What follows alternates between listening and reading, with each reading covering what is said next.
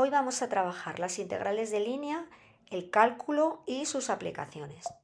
Bueno, como siempre, comenzamos viendo pues un pequeño esquema en el que vamos a analizar cuáles van a ser los puntos que vamos a trabajar. Y bueno, pues este vídeo lo he dividido en 4 bloques. El primero sería ver la definición de integral de línea y una serie de ejercicios guiados de cómo resolverlos. Luego veremos el concepto de campo conservativo, el teorema fundamental del cálculo integral y finalmente, bueno, pues unas breves pinceladas de aplicaciones a la física. Vamos a comenzar viendo la definición de camino.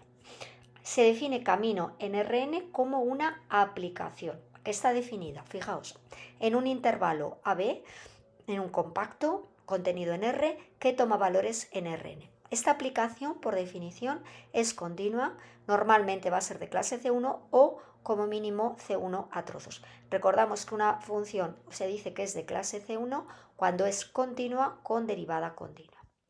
Y vamos a hacer otra definición que está muy relacionada con el concepto de camino, que es curva, traza asociada. Fijaos que se define la curva como el subconjunto C igual a gamma de AB contenido en Rn, es decir, es la imagen de esta aplicación. La curva sería la imagen y el camino sería la aplicación. Bueno, cada vez que elegimos una función gamma de AB en Rn para representar una curva, lo que estamos haciendo es definir una parametrización de esa curva. Hay textos, hay libros, hay apuntes que nos van a identificar a veces camino como curva, pero realmente camino es la curva parametrizada y también la podemos llamar parametrización de esa curva. Pero vamos a ver un poquito la diferencia que hay entre, son conceptos muy parecidos y a veces por abuso del lenguaje se habla indistintamente, pero vamos a tener claro lo que significa cada cosa. La curva admite diferentes parametrizaciones. Cada parametrización será un camino, será una aplicación diferente. Y ese camino, o sea, será la aplicación gamma tal que la imagen de ese intervalo, la imagen, será precisamente C. Entonces, C realmente, la curva, sería como decir la representación gráfica. El camino, una vez fijado, lo que nos va a determinar es un punto gamma de A, un valor, un extremo gamma de B, un sentido de recorrido y en general también cuántas veces se recorre esa curva. Fijaos que la parametrización y el camino son en esencia el mismo tipo de objeto, pero el camino tiene más información porque me va a dar, tiene intrínsecamente un papel dinámico porque me marca el recorrido, no solo el recorrido, el número de vueltas y la orientación. Entonces, la curva, digamos que solo ve la representación gráfica. Entonces, en ese sentido, está perdiendo parte de esa información que lleva el camino. Las dos parametrizaciones, fijaos que pueden describir la misma curva, es el mismo dibujo, pero recorriéndola a distinta velocidad, en distintos intervalos, o incluso si yo dibujo varias veces una curva encima una de otra, el dibujo va a ser el mismo. Yo no puedo distinguirlo, sin embargo, yo la he recorrido, la he dibujado varias veces, he recorrido diferentes caminos, entendiéndolo como aplicación. Vamos a ver ejemplos. Aquí tenemos una circunferencia parametrizada de dos formas diferentes. Ambas tienen la misma traza, que es el mismo dibujo, la circunferencia, pero gamma sub 2, fijaos que me recorre la circunferencia dos veces. Entonces, es lo que estoy insistiendo, tengo la misma curva, tengo distinta parametrización, tengo distintos caminos. Otro ejemplo, en el que yo tengo también el dibujo sería un círculo, dibujaría la circunferencia, mejor dicho, y en el primer caso voy a dar una parametrización con orientación positiva, es decir, antihoraria. Empiezo en el punto, cuando la t vale 0, empezaría en el punto 1, 0, luego pasaría al punto 0, 1, el punto menos 1, 0, hasta llegar otra vez de nuevo al punto 1, 0. Como dibujo es el mismo, pero como aplicación, si yo defino ahora gamma sub 2 de t con un signo menos, he recorrido la misma traza, pero en vez de ir en el sentido contrario a las agujas del reloj, estoy en el sentido de las agujas del reloj. Entonces, tengo la misma curva, pero los caminos son distintos porque las orientaciones son opuestas. Vamos a empezar a definir ahora lo que es el tema de este vídeo, que sería la integral de línea. Y quiero hacer hincapié en que va a haber dos grandes grupos de definición. La integral de línea de un campo escalar y la integral de línea de un campo vectorial. Entonces vamos primero a definir qué es un campo escalar y cómo se calcula la integral de línea para los campos escalares, y luego veremos un segundo grupo, un segundo apartado en el que veremos la integral de línea. Bueno, primero veremos a qué llamamos campo vectorial y cómo se define la integral de línea en un campo vectorial.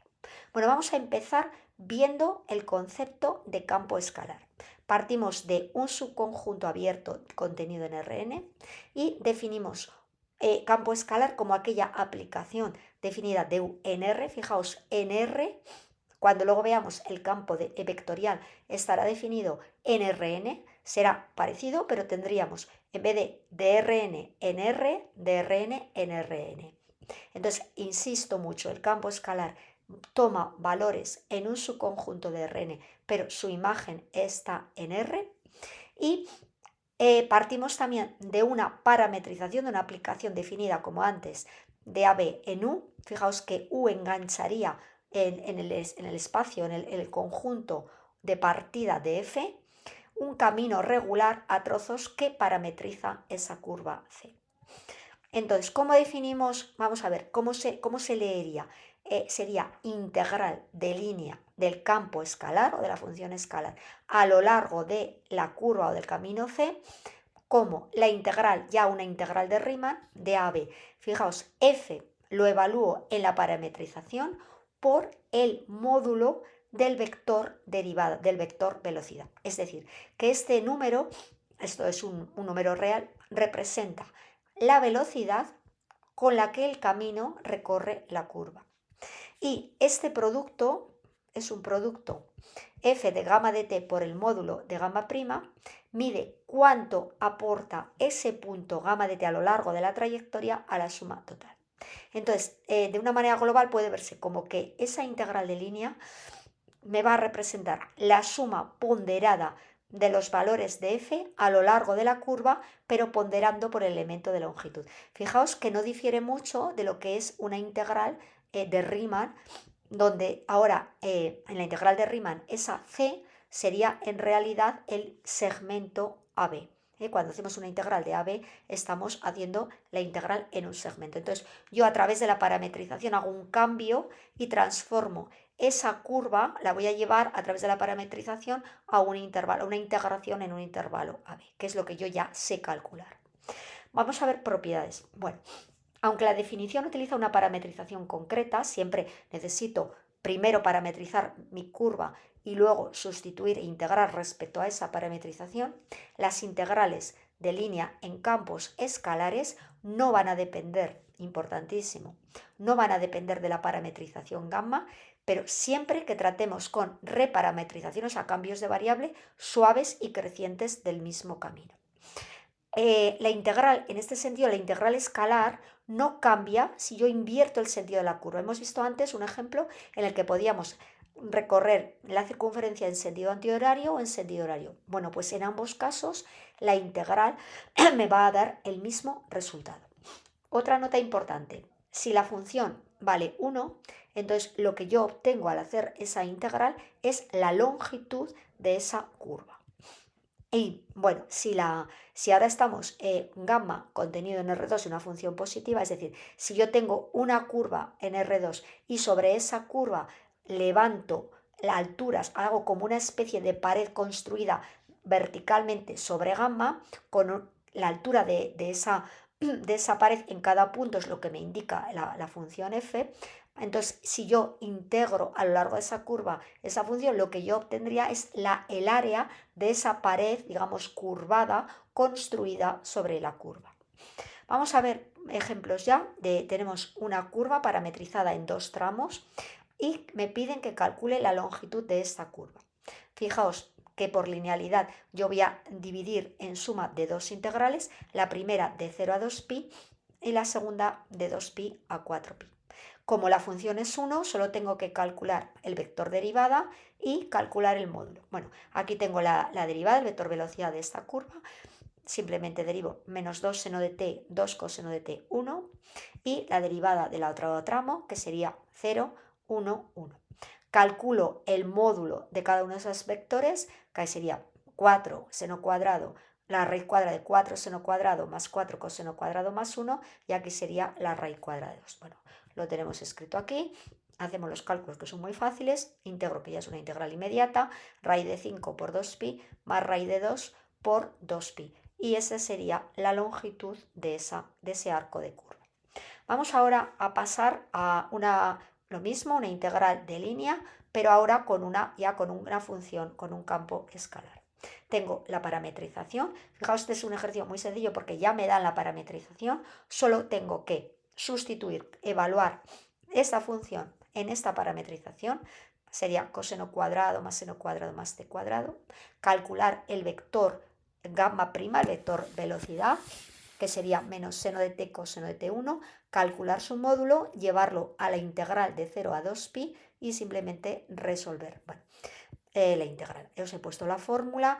Aquí, bueno, he hecho el comentario de que es una hélice en el espacio. Como he comentado, pues calculo el vector derivada, calculo su módulo y simplemente la parametrización, que os lo he comentado también, tengo que integrar esta función de 0 a 2pi. Bueno, es una integral inmediata, hacemos cálculos y tendríamos el resultado de esa función. Bueno, vamos a ver ahora otro ejemplo, un poquito, añado un poquito de dificultad, porque fijaos que ahora me dicen que C va a ser el contorno, la frontera del triángulo de vértices 0, 0, 1, 0 y 0, 1, pero no me dan la parametrización, me la tengo yo que calcular. Y luego aquí tenemos algo diferente, que aparece este símbolo. Esto lo que quiere decir es que es una curva, es el contorno, o sea, es una curva cerrada. Está formado por 3 zonas y yo parto del origen y vuelvo al origen. Entonces yo tengo que parametrizar como yo quiera, pero bueno, puedo calcular diferentes parametrizaciones, pero siempre el contorno, los lados de ese triángulo. ¿Cómo lo voy a hacer? Bueno, pues elijo el primer tramo que sea desde el origen hasta el punto 1, 0, sería un segmento recto. Después voy a ir desde el punto 1, 0 hasta el punto 0, 1, sería también un trozo recto, y luego desde el punto 0, 1 hasta el origen.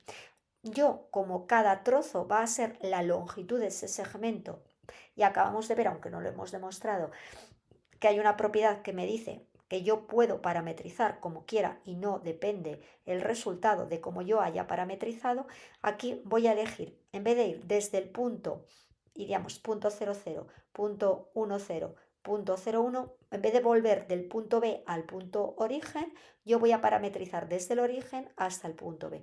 Y el resultado sería el mismo que si lo hubiese hecho al revés. Bueno.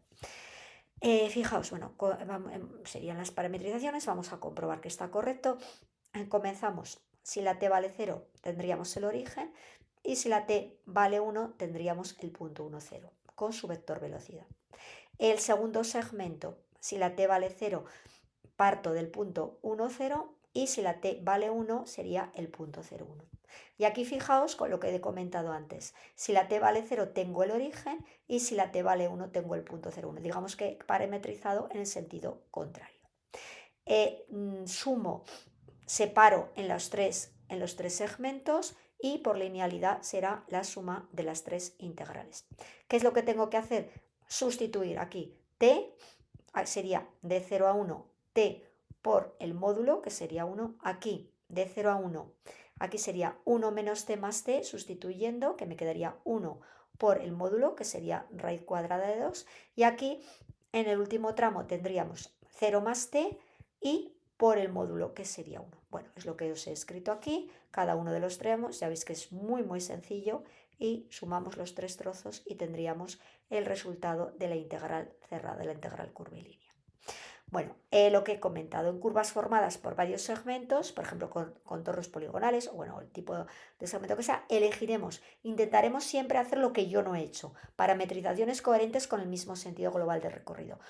Yo os aconsejo que siempre hagáis o bien horario o bien antihorario, pero he querido hacer un ejemplo para ver que si lo hacemos de la otra forma, o bien porque nos equivoquemos, o bien porque elijamos mezclar, digamos, el sentido, pues el resultado va a ser el mismo. Bueno, ¿qué ocurre si siempre elegimos el mismo horario, el mismo sentido? Pues simplifica la interpretación de la curva como un único camino cerrado y evita confusiones cuando tratemos integrales de línea de campo vectoriales o cuando apliquemos otros teoremas. ¿Qué ocurre? Que los campos escalares no va a depender de la forma en la que yo parametrice, me refiero en la forma en la que yo recorro el sentido de la curva. Sin embargo, cuando estemos trabajando con campos vectoriales, aquí sí que me va a, lo veremos enseguida a lo largo del vídeo, el sentido va a hacer que ese valor de la integral cambie de signo. Bueno, lo que he comentado anteriormente. Vamos a pasar ahora ya a calcular la integral de línea de un campo vectorial. Y primero vamos a definir lo que es un campo vectorial. Pues un campo vectorial, el Rn, como os he adelantado, es una función que toma valores en un abierto de Rn y su imagen ya no es R, sino Rn con n mayor o igual que 2. En la práctica y en especial cuando hablemos de continuidad, derivadas, parciales, gradientes, rotacional, integrales de línea, bueno, vamos a suponer que omega es un abierto, pero en principio la definición de campo vectorial no me exigiría E es un conjunto omega. Pero bueno, vamos a trabajar siempre con abiertos y, bueno, y otras propiedades añadidas que veremos a continuación. Bueno, notaciones, casos particulares, pues F llamaremos PQ, PQR, bueno, estas notaciones para que os resulten conocidas. Y ahora ya vamos a dar la definición de integral de línea de ese campo vectorial a lo largo de la curva C. Partimos de una F, o sea, F, nuestra definición de campo, está definido en un abierto y toma valores en Rn. Y como anteriormente necesitamos una parametrización de esa curva y que sea un camino regular a trozos que parametriza esa curva C. Bueno, vamos a ver, fijaos la diferencia. Aquí también pasamos a una integral de Riemann, porque los extremos me los va a dar los extremos de la parametrización. Esta parte de la integral es la misma, o sea, yo tengo que sustituir en las variables x y z o las que sean x1, x2, xn de donde está definido el campo vectorial, sustituyo en la parametrización, pero aquí fijaos que no estoy multiplicando por un número. Antes teníamos el módulo, que es un número real. Ahora estoy trabajando con todo el vector. Y lo que estoy haciendo, este producto, es un producto escalar. Entonces, por supuesto, esta integral, siempre que exista, como integral propia o impropia. Pero hay una diferencia esencial. Estoy calculando un producto escalar. En el otro caso estaba multiplicando un número que era el módulo del vector velocidad por el valor que tomaba la función, por f de gamma de t. Si la curva es cerrada, tendremos la misma notación. Si en n igual a 2 el campo f lo podremos poner de esta forma. Y nota 3, la fórmula se escribe siempre en términos de una parametrización. ¿Qué ocurre? Antes hemos dicho que si cambiábamos a otra parametrización del mismo camino, la integral conservaba su valor. Bueno, pues aquí también, siempre que sea una reparametrización suave, y aquí añadimos una cuestión importantísima distinta, estrictamente creciente. La integral conserva su valor, es decir, hay algunas parametrizaciones que nos harán cambiar el valor, y es el caso en el que la parametrización la recorramos la misma traza pero con orientación opuesta.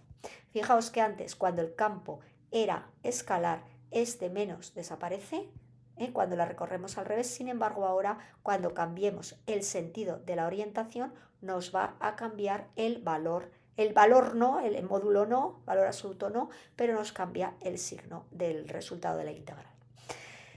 Otra nota. ¿Qué significa gamma prima? Pues indica la dirección y la velocidad de avance del camino. Y este producto escalar, ya sabemos que un producto escalar siempre es una proyección. Entonces mide esa proyección del campo en la dirección del movimiento. Si F representa una fuerza y C es la trayectoria de una partícula, ya vemos la primera aplicación a la física. La integral sobre esa curva de la fuerza a lo largo de ese recorrido es el trabajo realizado por la fuerza al mover la partícula a lo largo de dicha trayectoria. Vamos a ver un primer ejemplo de un campo muy clásico, muy básico también, que sería un campo clásico de rotación. Fijamos que intercambiamos las variables y a una le cambiamos el signo.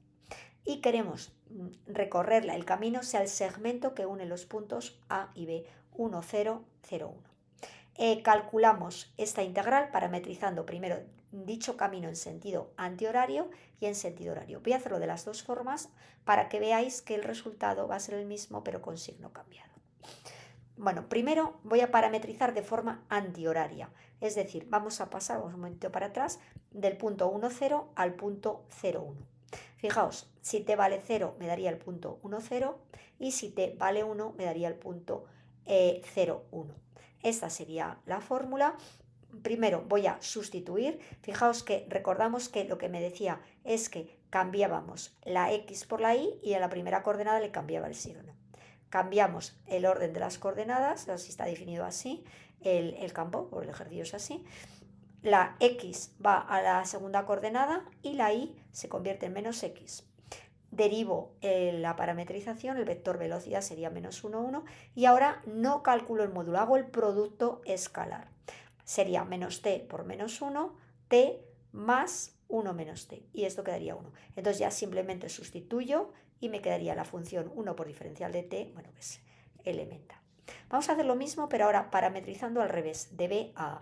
Fijaos, si la t vale 0, sería 0, 1, y si la t vale 1, tengo el 1, tengo el 1, 0. Entonces voy justo al revés. Derivo, sustituyo, recordamos que es cambiar el 1 menos t cambiado de signo y la x se convierte en y hago el producto escalar, que sería t menos 1 por 1 más t por menos 1, o sea, menos 1. Y al integrar me sale el mismo resultado, pero con el signo cambiado. Bueno, vamos a hacer un poquito más difícil, vamos a calcular ahora la integral en un campo vectorial, pero esta curva, en vez de darme la curva, me la dan como definida por las ecuaciones de dos superficies, bueno, un plano y una superficie, con orientación positiva si se observa desde lo alto del eje OZ. Fijaos que si yo corto este plano con esta superficie, si hago z igual a 1, lo que obtengo es una elipse en el plano z igual a 1. Obtengo la elipse x cuadrado más 2y cuadrado igual a 8, que simplificando me quedaría ya x cuadrado más 2y cuadrado igual a 4. Bueno, vamos a ver cómo la parametrizamos. Pues lo primero vamos a dividir todo por 4 para sacar cuáles son su eje, los valores de sus ejes, del A y el B. Entonces fijaos que si yo divido por 4, 4 es 2 al cuadrado, es decir, A valdría 2, y si divido, aquí me va a quedar 4 partido por 2, que es 2, entonces como tengo que calcular la raíz cuadrada, sería B cuadrado igual a 2, B igual a raíz de 2.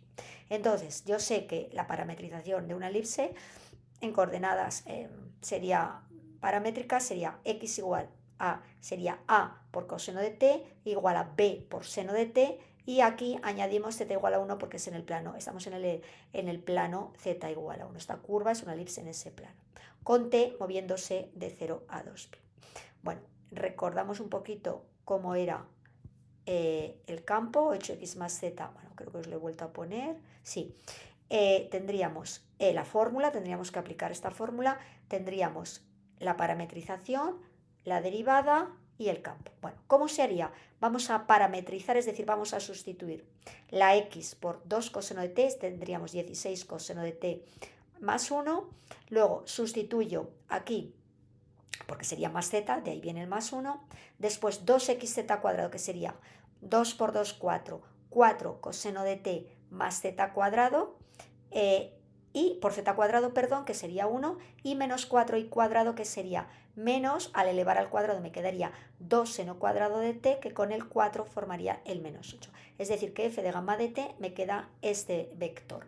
Ahora tendríamos que multiplicar escalarmente, sería 16 coseno de t más 1 por menos 2 seno de t, más 4 coseno de t por raíz de 2 coseno de t, y este término que me desaparece. Bueno, os he escrito aquí todo el resultado ya arreglado, y tengo que hacer esta integral. Bueno, fijaos que aquí es una integral bastante inmediata, sería, voy a integrar el seno, me quedaría menos, bueno, uno es la derivada del otro, y me quedaría 32 coseno cuadrado de t partido por 2, aquí integraría y me quedaría 2 coseno de t, y aquí el coseno cuadrado lo voy a poner en función del ángulo doble, y me quedaría 1/2 más el coseno de 2t partido por 2, que al integrar quedaría t partido por 2 más seno de 2t partido por 4.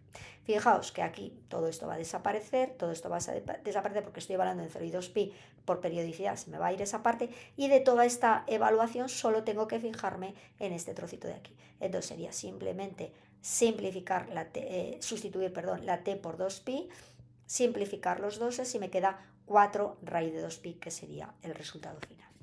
Bueno, vemos otro ejemplo también en el que ahora yo tengo que parametrizar. Me dice el trozo de la parábola z igual y cuadrado en el plano x igual a 1, que va, esto está en el espacio, y tengo este campo vectorial.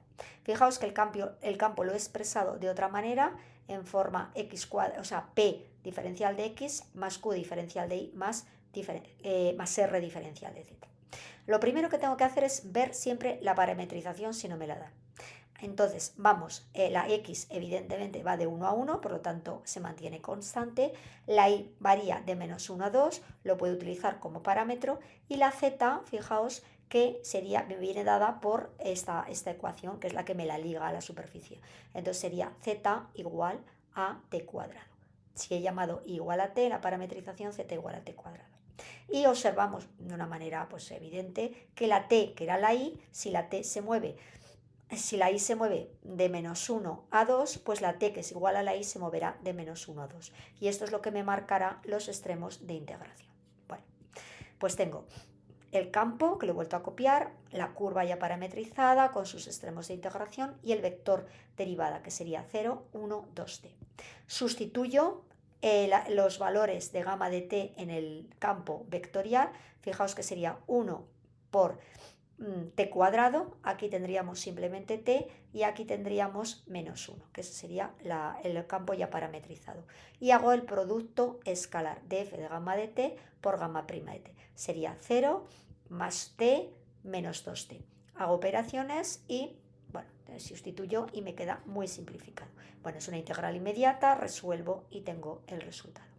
¿De qué otra manera podría haber hecho las operaciones? Pues fijaos.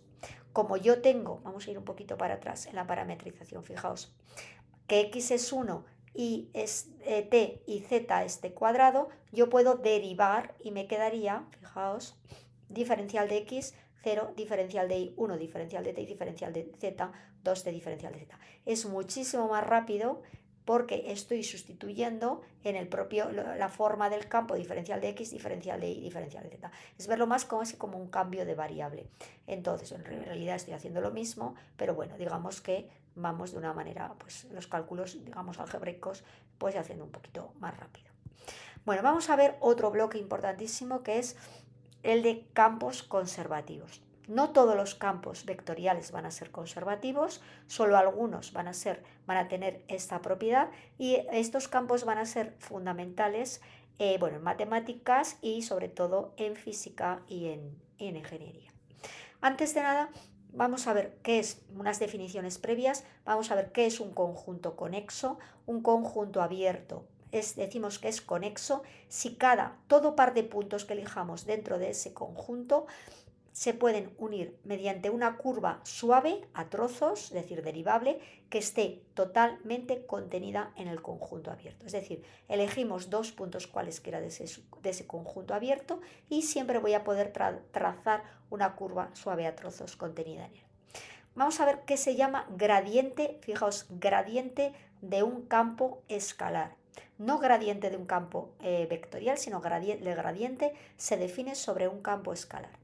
Entonces es una aplicación, si yo parto de un conjunto, hemos dicho un abierto, y una función que está definida de omega en R, un campo escalar. Bueno, pues a ese campo escalar le calculo sus derivadas parciales, porque estoy suponiendo que es un campo de clase C1, si no, no podría hacerlo, pero vamos a suponer que estamos en esas condiciones.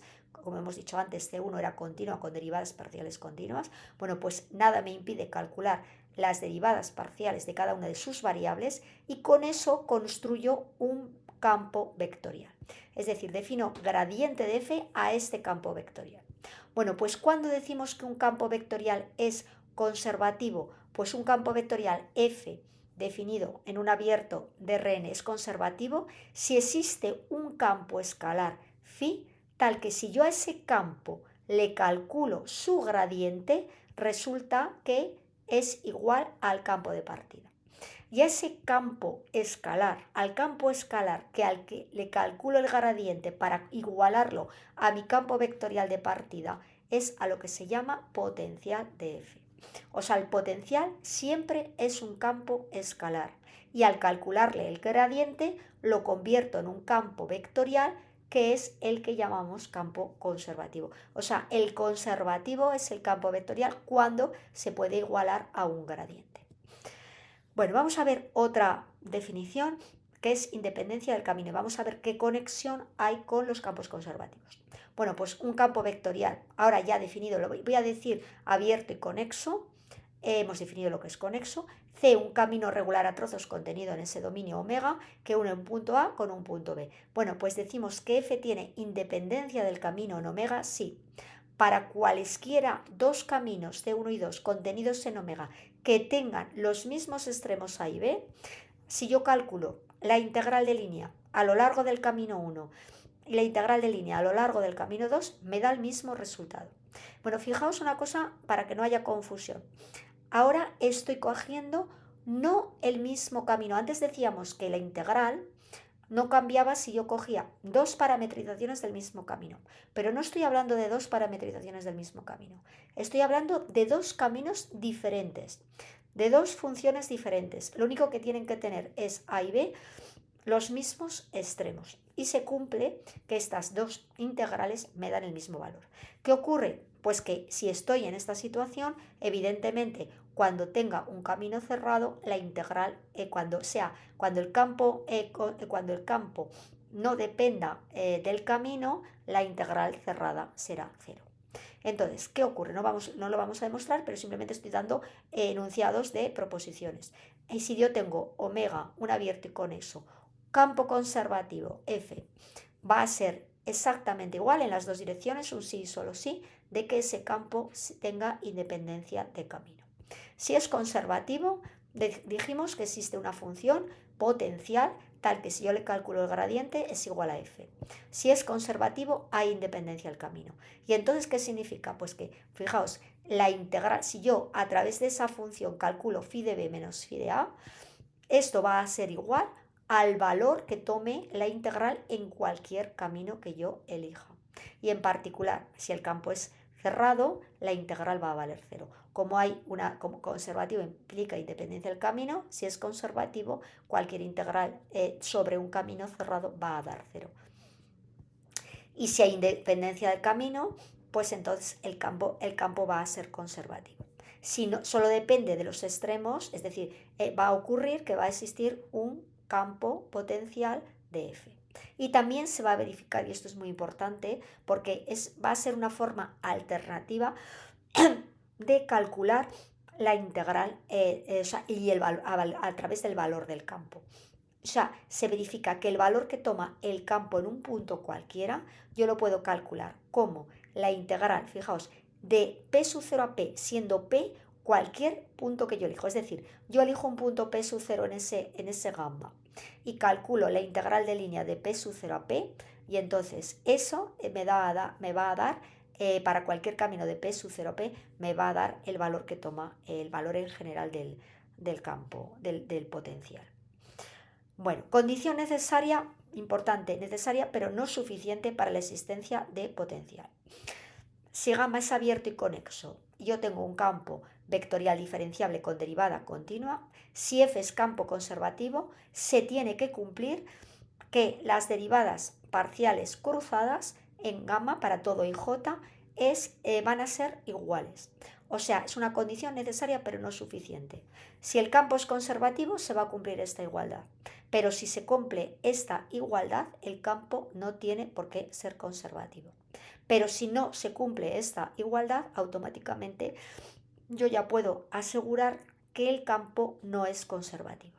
Vamos a ver con un ejemplo. Me dicen, comprueba si ese campo es o no conservativo y en caso afirmativo hallar su potencial. Bueno, aquí hay una cosa que no he comentado y es que, fijaos, voy un poquito para atrás, he dicho campo abierto, o sea, gamma, perdón, abierto y conexo. Bueno, pues si yo a este omega le exijo que sea abierto conexo y además simplemente conexo, veremos lo que es, Entonces, en esa situación, el campo es ese sí solo sí, ese sí es sí solo sí. O sea, si es conservativo, sí y solo sí se cumple esa condición de las derivadas cruzadas. Entonces, bueno, lo primero que vemos es que este campo está definido en R2, que R2 es un espacio conexo, es abierto y simplemente conexo. ¿Qué significa simplemente conexo? Que es un campo sin agujeros. Si para toda curva cerrada contenida en omega tiene todo su interior contenido en gamma, es decir, es un conjunto sin agujeros. Pues en estas condiciones la condición es necesaria y también suficiente. ¿Qué significa? Pues me simplifica muchísimo los cálculos, porque f, que es PQ, yo voy a calcular las derivadas cruzadas y en este caso basta con que las derivadas cruzadas sean iguales para que ese campo sea conservativo. Fijaos, si derivo P, que es la primera componente, respecto a la variable de la segunda, es decir, respecto de y, sería 2x, y si derivo la q respecto de x, me da 2x, por lo tanto ya he demostrado que es conservativo. Y si es conservativo, por definición va a haber una función potencial tal que f se puede expresar como el gradiente de esa función. Entonces, este gradiente será phi sub x, phi sub y, derivadas parciales. La derivada parcial respecto de x va a ser igual a p, recordamos que p es 2xy, y la derivada parcial respecto de y va a ser igual a q. ¿Cómo calcular entonces la forma que tiene phi? Pues integraré respecto a x y luego utilizaré esta condición para calcular la función que me queda. Vamos a verlo despacio. Phi es la integral de p diferencial de x. Fijaos que al integrar respecto de x me quedaría y sería una constante, quedaría x cuadrado y, pero más una función g que depende de y. Pero ahora yo utilizo que yo puedo derivar parcialmente respecto de y porque sé que es igual a q, pero yo tengo, digamos, precalculada, de alguna manera casi calculada, cuánto vale phi. Entonces, si yo derivo respecto de y, me va a quedar x cuadrado más la derivada de g respecto a y, lo que voy a llamar g' de y. Ahora igualo, simplifico y puedo calcular esta función g. Si la derivada es 1, bueno, pues g será constante. Y ya tengo calculado todo el potencial. X cuadrado y más c. Y ese sería el resultado final. Vamos a ver otro ejemplo también parecido. Me dan ahora, pero al revés. Fijaos que mi ejercicio anterior me daban el campo, bueno, me preguntaban si era o no conservativo y a partir del campo vectorial conservativo, yo calculaba el potencial. Sin embargo, ahora vamos a ir al revés. Me da el enunciado el potencial y me pide calcular el campo conservativo asociado.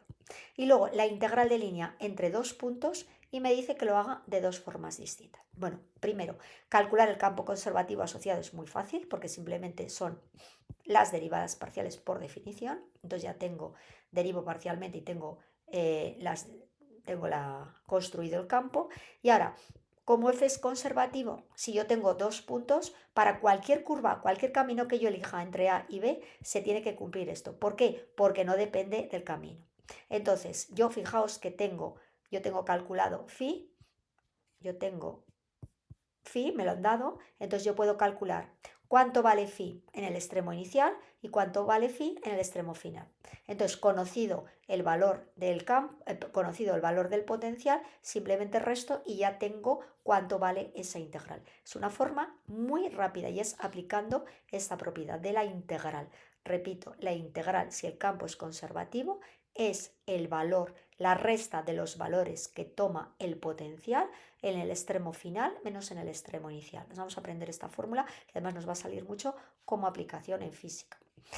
Y me dice que lo calcule de otra forma. Como el resultado es independiente del camino, pues yo voy a parametrizar, lo voy a hacer, digamos, de una manera más lenta, parametrizando y haciendo los cálculos. Calculo, fijaos, vamos a volver un poquito para atrás para que veamos los puntos. 0, 0, 1, 1. Entonces lo que yo voy a hacer es dos tramos. Voy a calcular un primer tramo que sería de 0, 0 a 1, 0 y un segundo tramo que sería de 1, 0 a 1, 1. Engancharía. Podría haberlo hecho también en un único tramo, pero bueno, como podemos hacerlo como queramos, porque solo depende del tramo inicial y final. Bueno, os he vuelto a copiar aquí cuál era la definición del campo. Entonces va de 0, 0 a 1, 0, tramo 1, y de 1, 0 a 1, 1.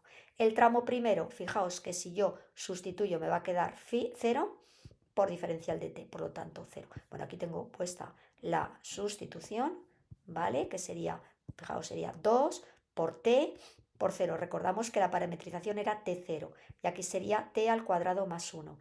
Y el vector velocidad pues sería 1, 0. Si yo multiplico, fijaos que se me va y se me va, o sea, me queda la función nula. Por lo tanto, el valor es 0. Y si me voy al tramo 2, que tengo aquí también la función, pues fijaos que es exactamente igual. Primero parametrizo, sería 2 por 1 por t, y ahora aquí sería, recordamos que la parametrización era 1, 0, 1t, perdón. Entonces sería 2 por 1 y la t, la y que la sustituyo por t, y aquí la x la sustituyo por 1. Lo he puesto totalmente desglosado para que se entienda bien. Y ahora haríamos el producto escalar, que sería 2t por 0, que se me simplifica, 1 más 1, 2 por 1, 2. Entonces tengo la función que sería 0 más 2 igual a 2. Y ese sería el resultado final, que me da lo mismo que por el otro camino. Bueno, vamos a ver ahora un caso especial, un ejemplo interesante, porque fijaos que este conjunto, bueno, me dices estudiemos si f es conservativo. Entonces yo me doy cuenta que este conjunto es abierto, pero que fijaos es conexo, pero no es simplemente conexo. Tenemos un agujero, vamos un poquito para atrás, tenemos el origen de coordenadas, que es un punto donde la función no está definida. Entonces, ¿qué ocurre? Que yo ya no puedo, si yo pruebo que las derivadas parciales son iguales, como el conjunto no es simplemente conexo, yo no puedo afirmar que es conservativo. Entonces, bueno, lo que he explicado aquí. No podemos contraer una circunferencia centrada en el origen a un punto sin salirnos de omega, por eso no es simplemente conexo.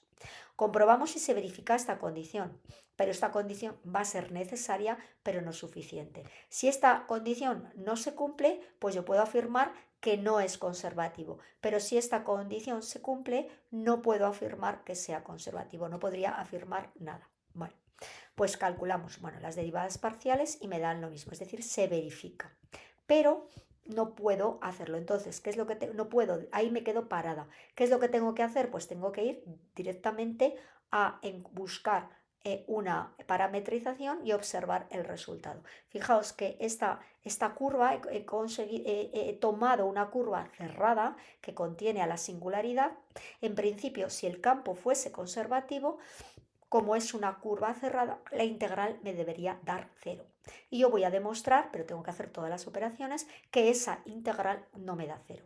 Como he encontrado una curva cerrada que da integral distinta de 0, automáticamente el campo no es conservativo. Bueno, con esta parametrización derivo, esta era la definición del campo, y parametrizo, sustituyo la x por coseno de t y la y por seno de t. Bueno, derivo, multiplico, hago el producto escalar y me queda 1. 1, bueno, ya se ve fácilmente que la integral es distinta. Es decir, hemos encontrado que la integral sobre una curva cerrada no es nula, bueno, lo que os he explicado. No es conservativo, por lo tanto, no va a haber un potencial global. Lo que es importante, f en un conjunto que no contuviera el origen sí que sería conservativo. Si yo me restrinjo a una zona que no contenga ese punto, que no contenga la singularidad, entonces sí que sería ese campo, digamos, sería conservativo, ya sería simplemente conexo y lo que tendríamos es un potencial local. No habría un potencial global, pero sí tendríamos en esa zona restringida un potencial local. Bueno, vamos a calcular esta integral de ese campo vectorial. Y ahora la ruta, el camino, la curva va a ser, bueno, un triángulo de vértices esos 3 puntos. ¿Qué es lo que me doy cuenta? Pues que esta función está definida en todo R2 menos en el origen. Y este conjunto no es simplemente conexo. Pero fijaos una cosa importante, lo que un poco hilando con lo anterior. Este triángulo de estos vértices no, o sea, ese punto no está contenido, está fuera de esa singularidad. Entonces, gamma no contiene el origen, por lo tanto, si demostramos que f es conservativo, esa integral ya valdrá 0. En este caso, ¿qué es lo que tendremos que comprobar para que es conservativo? Pues esa condición que en principio es necesaria, que ahora será necesaria y también suficiente. Bueno, derivo parcialmente respecto de y, bueno, es una derivada muy sencilla, derivo respecto de y, derivo respecto de x y fijaos la total simetría que hay, pues me da que las derivadas parciales son iguales. Bueno, pues vamos a ver otro caso en el que tenemos una función, ahora fijaos que está definida en R2, con lo cual no voy a tener ningún problema y tengo que hallar el potencial, utilizando el teorema fundamental del cálculo para integrales de línea y utilizando la definición de función potencial. O sea, me pide que calcule el potencial de dos formas diferentes. Bueno. Gamma es un conjunto abierto, conexo, verificamos que el campo es conservativo. Bueno, pues vamos un poquito para atrás. El campo es conservativo, derivo respecto de y, que sería 4i, y derivo respecto de x, que sería 4i. O sea, las derivadas parciales son iguales. Como estoy en un conjunto, en un dominio simplemente conexo, pues entonces puedo asegurar que ese sí y solo sí se cumple y este campo es conservativo. Es decir, puedo decir, ya me decía el ejercicio que ayer era el potencial, pero yo he confirmado que puedo calcular ese potencial. Bueno, como además una de las formas de resolverlo es utilizando el potencial, pues voy a calcularlo. Bueno, el teorema fundamental del cálculo integral afirma que si tengo gamma abierto y con eso campo vectorial conservativo e integral de línea independiente del camino. Entonces, dado un P sub 0, lo que os he explicado antes, lo hemos puesto en una diapositiva anterior, pero lo recordamos, dando un P sub 0 arbitrario, un punto P sub 0 que esté contenido en el dominio, la función definida como integral desde ese punto arbitrario hasta un punto P cualquiera de f diferencial de S me va a determinar el potencial, donde la integral de línea es sobre cualquier camino en omega que vaya de P sub 0 a P. Y esto me va a generar un potencial de f en omega. Bueno, pues elijo el punto que yo quiera, pues elijo, por ejemplo, el punto origen. Y tengo que integrar hasta, fijaos, tengo que integrar hasta un punto genérico, por lo tanto, un punto xy. Elegimos el camino, voy a elegir este camino para ir desde 0, 0 hasta xy. Fijaos, voy a ir por la forma más sencilla. Primero, voy en horizontal desde el punto 0, 0 hasta el punto 0x, me quedo en esa vertical y luego subo para arriba, desde el punto 0x hasta el punto xy. Vamos a verificar que está correcta la parametrización. Si t vale 0 tendríamos el origen, que es el punto del que parto, y si t vale x iría al punto x0, que es lo que hemos dicho, del 0, 0 al x0 en horizontal. Y ahora voy a ir en vertical. Fijaos, si la t vale 0 partiríamos del x0, que es el punto en donde yo me he quedado, y 0i, que sería, si la t vale i, sería xi, que es el punto final. Entonces, mi primer tramo, tengo la derivada, que sería 1, 0, la parametrización y el intervalo de parametrización. Bueno, este era nuestro campo, entonces sustituyo, fijaos, vuelvo un poquito para atrás, era t0, por lo tanto, sería 2t, aquí se me va, y aquí sería 0. Y ahora hago el producto escalar, porque ahí era 0, hago el producto escalar y me quedaría 2t por el, fijaos que era 1, 0, uy, perdón, lo tenemos aquí, fijaos que la derivada era el 1, 0, entonces como estoy multiplicando por el 1, 0, pues me queda 2t. Esta función la integro de 0 a x, que eran los extremos de integración, y me queda t cuadrado de 0 a x, es decir, que la primera parte me aporta x cuadrado. Ahora tengo que coger la segunda parametrización, que va desde el punto x0 hasta el punto xy. Bueno, os he copiado el campo, la parametrización y la derivada. El vector derivada será 0, 1 y sustituido en la parametrización sería 2x más 2y cuadrado 4xy, pues fijaos que me quedaría 2x más 2t cuadrado, fijaos que x es constante y lo que varía es, donde pone y tengo que poner t cuadrado, y la otra sería 4xy, que me quedaría 4 por x y por t. Aquí hago el producto escalar y me quedaría 0 por todo esto que se me simplifica, más 1 por 4xt, xt, que es lo que tengo en este producto escalar. Sustituyo en la integral de 0 a i, que son los extremos de mi parametrización, y estoy integrando respecto de t, es decir, x es constante, me va a quedar 4x por t cuadrado partido por 2 evaluado de 0 a i, y me queda 2x y cuadrado. Lo junto con la parte anterior, por linealidad será la suma de los dos resultados que haya obtenido, y mi campo va a ser x cuadrado más 2x cuadrado más c. Este sería el campo, el potencial. Vamos a utilizar la definición de potencial, que es como lo habíamos hecho antes. Recordamos que si existe un potencial, el de gradiente de ese potencial será igual al campo F. Entonces, el campo F tenía esta forma P, forma Q. P va a ser igual a la derivada parcial y Q va a ser a la derivada parcial respecto de I. Entonces, ¿qué es lo que tengo que igualar? Pues fijaos, la derivada parcial de phi respecto de x va a ser igual a la P y la derivada parcial de phi respecto de I va a ser igual a 4xi. A partir de aquí voy a integrar, lo que he comentado, lo he escrito, voy a integrar, ¿cómo calculo phi? Integro respecto de x y me va a quedar x cuadrado, y en este caso es constante, más 2i cuadrado x más una función que depende de i. Pero ahora yo tengo que la derivada parcial de ese campo respecto de i debe valer 4xi, pero también la puedo derivar respecto de i. Esto me quedaría 0, se me anula, aquí me quedaría 4ix más g' de i. Fijaos que igualo, simplifico y tengo que g' de i es 0, o sea, g de i es constante. Con lo cual, en el campo va a ser el resultado final, va a ser x cuadrado más 2i cuadrado x más constante. Bueno, ¿qué es lo que tengo aquí tomando una c arbitraria? Vamos a ver otra definición que sería el rotacional. En el caso n igual a 3, esas derivadas cruzadas de las que hemos hablado, pues van a definirnos, vamos a poder definir un campo vectorial. Este campo vectorial se define de esta forma, fijaos que parece así como muy extraño, pero si me fijo son las componentes de las derivadas cruzadas. Hemos dicho en el caso 2, esas derivadas parciales cruzadas que valían 0, que era cuando el campo era conservativo bajo ciertas condiciones topológicas, pues ahora es la definición en el caso r igual a 3.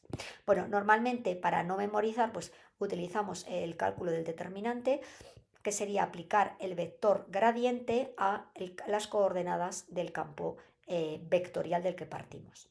Y esto es lo que se llama el rotacional de f, que es el producto vectorial del gradiente por f. ¿Qué pasa si f es conservativo? Que su rotacional es 0.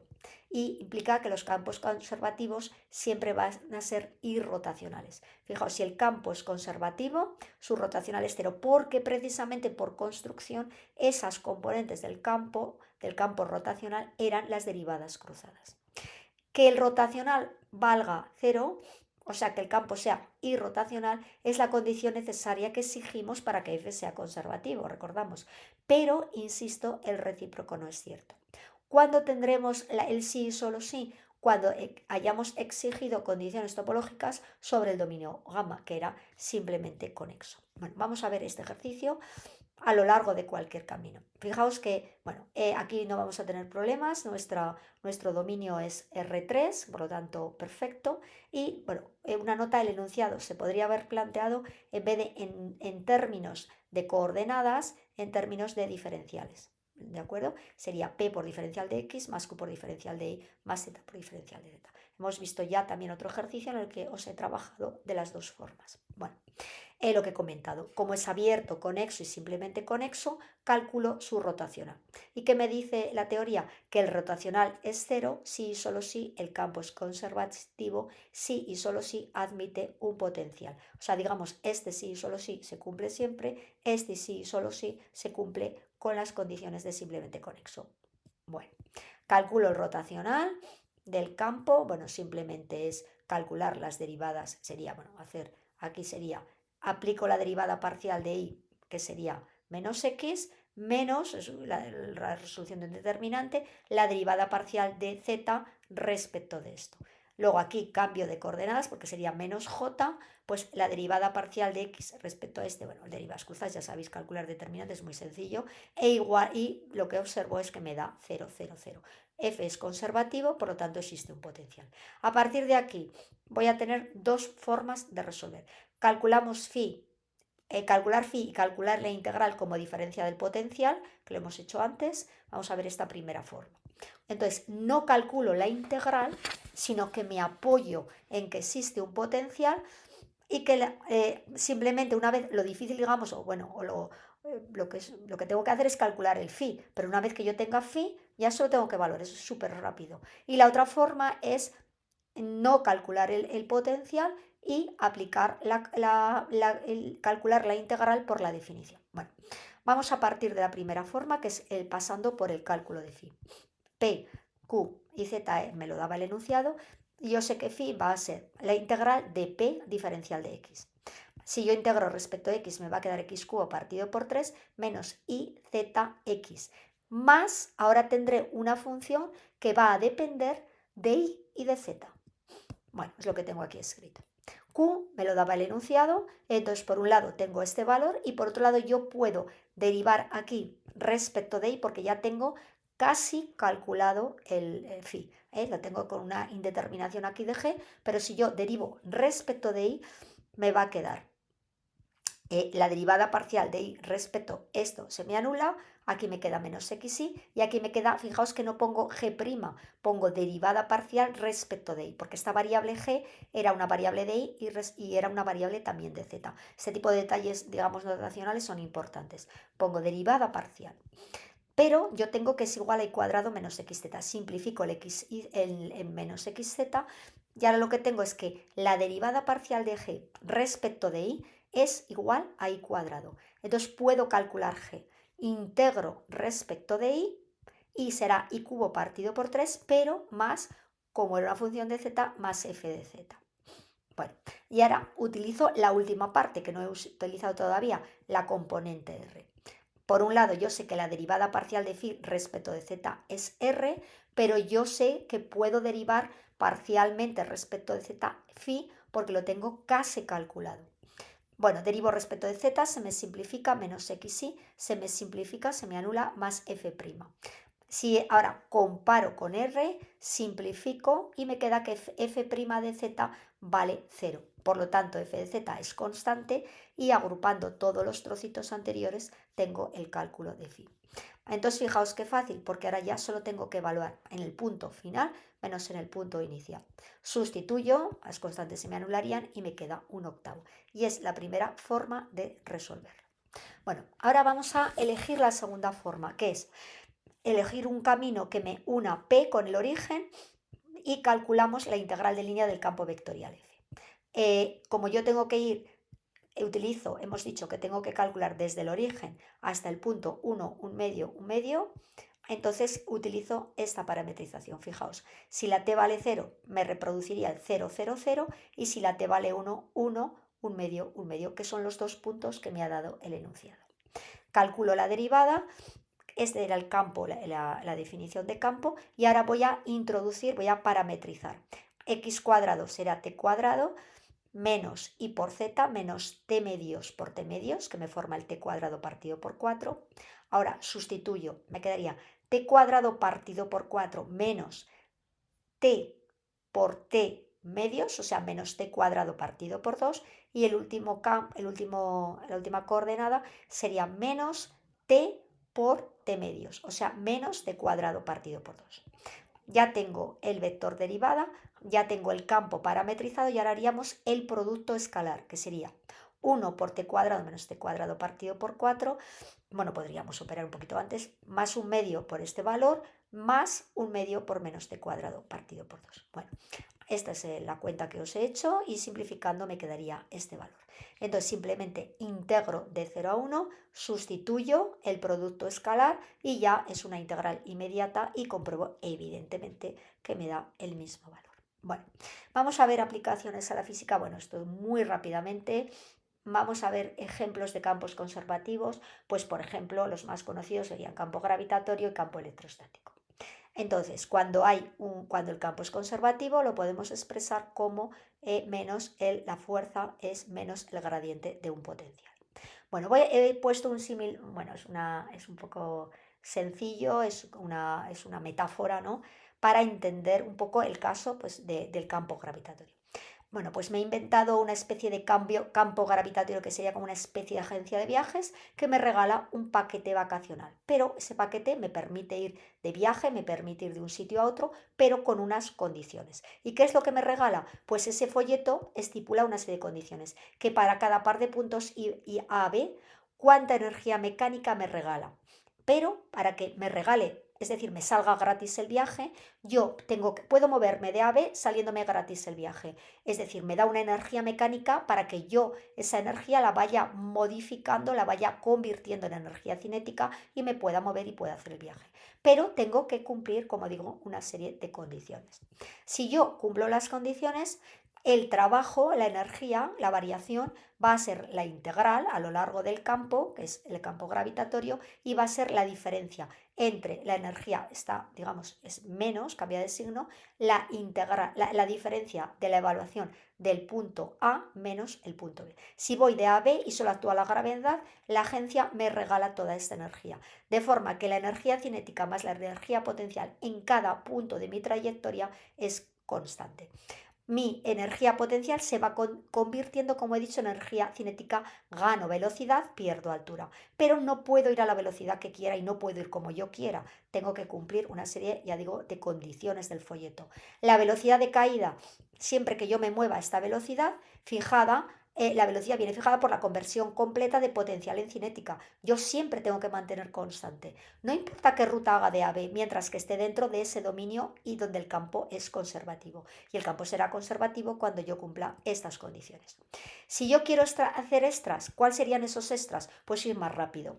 O una vez que yo he alcanzado una altura h, volver a subir después de haber caído. O mantenerme flotando sin caer. Toda esa es una energía que yo le tengo que suministrar al sistema.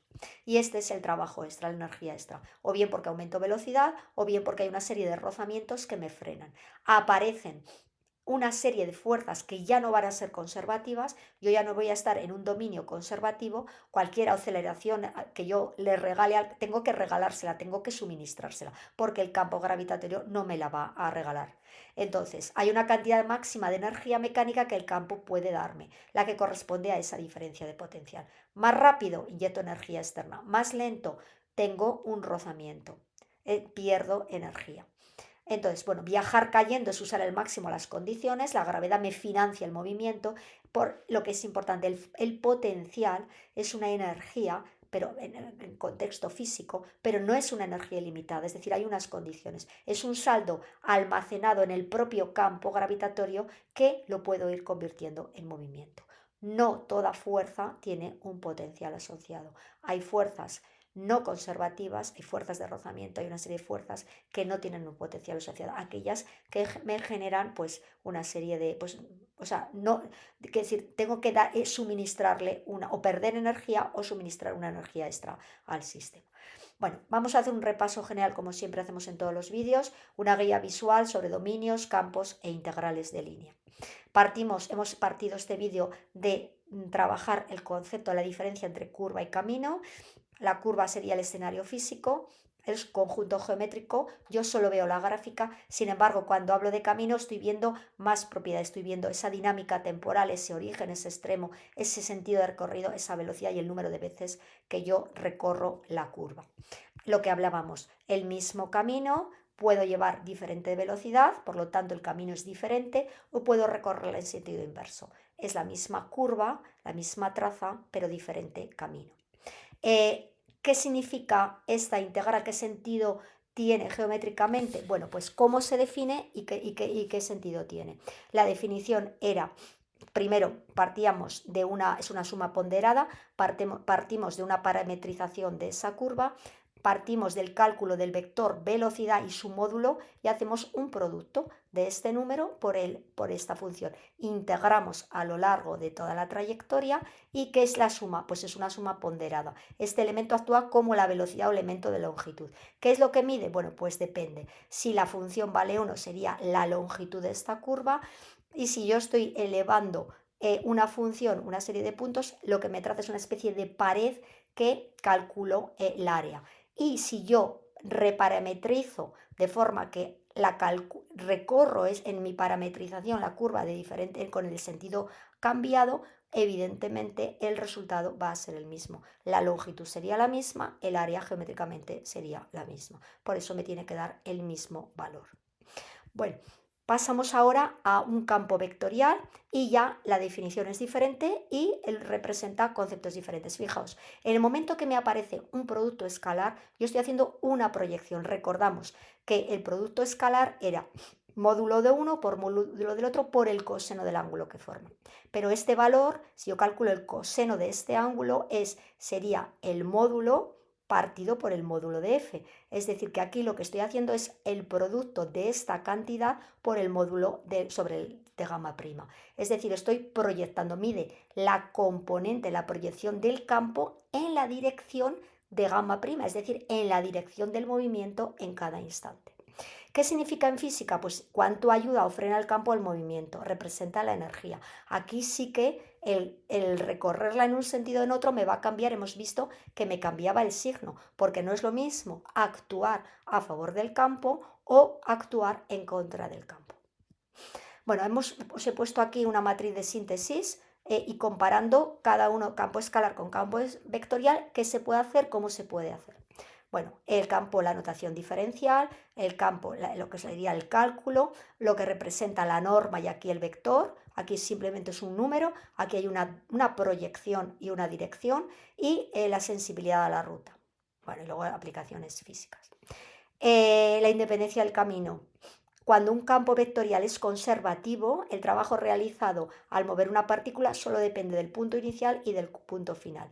Y el corolario es que cualquier integral de una curva cerrada, en caso de campo conservativo, no depende.